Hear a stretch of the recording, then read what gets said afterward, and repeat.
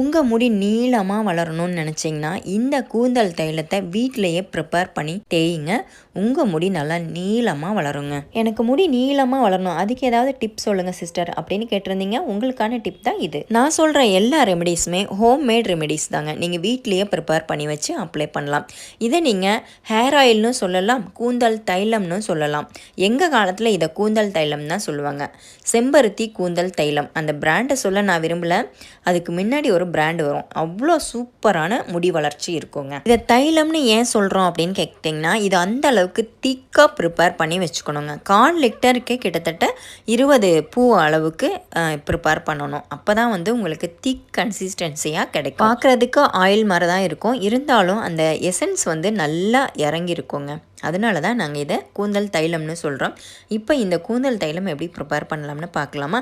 Pure coconut ஆயிலாக இருந்தால் better result கொடுக்குங்க. கடையில் வாங்குகிற எண்ணெயாக இருந்தாலும் எடுத்துக்கோங்க, உங்கள் விருப்பத்துக்கு ஏற்ற மாதிரி எடுத்துக்கோங்க. நான் 1/4 லிட்டருக்கு 15லேருந்து 20 பூ எடுத்துருக்கிறேன். உங்களோட தேவைக்கு ஏற்ற மாதிரி நீங்கள் எடுத்துக்கோங்க. 1 லிட்டரா இல்லை 1/2 லிட்டரா, உங்களோட தேவைக்கு ஏற்ற மாதிரி இதுதான் குவான்டிட்டி. இந்த குவான்டிட்டிக்கு தகுந்த மாதிரி நீங்கள் எடுத்துக்கோங்க. 1/4 லிட்டர் எண்ணெயை கடாயில் சேர்த்துட்டு லேசாக ஹீட் ஆன உடனே செம்பருத்தி பூக்களை போட ஆரம்பிச்சிடணுங்க.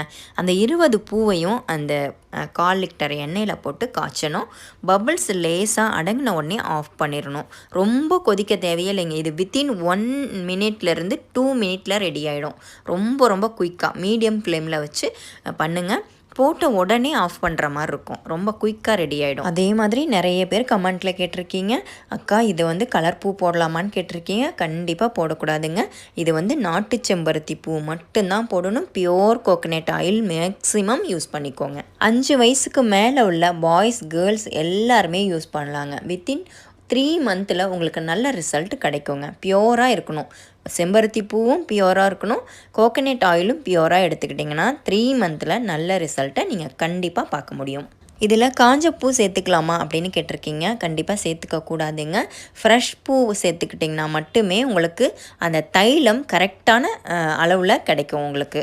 இந்த ஹேர் ஆயில் நீங்கள் வாரம் பூராவும் வச்சுக்கலாங்க. வாரத்தில் 7 நாளும் ஹேர் ஆயில் வைக்க முடியும்னா வச்சுக்கலாம். தினமும் நைட்டில் அப்ளை பண்ணிவிட்டு ஹேர் வாஷ் பண்ணிக்கலாம். இந்த ஹேர் ஆயில் ஒரு டைம் நீங்கள் அப்ளை பண்ணிங்கன்னா 3 டேஸ் வரைக்கும் வாஷ் பண்ணணுங்கிற அவசியம் இல்லைங்க. 3 டேஸ்க்கு அப்புறம் கூட நீங்கள் வாஷ் பண்ணிக்கலாம். ஒரு டைம் இந்த ஆயிலை ப்ரிப்பேர் பண்ணினீங்கன்னா 3 மந்த் வரைக்கும் யூஸ் பண்ணலாங்க. ஃப்ரெஷ்ஷாக இருக்கும்.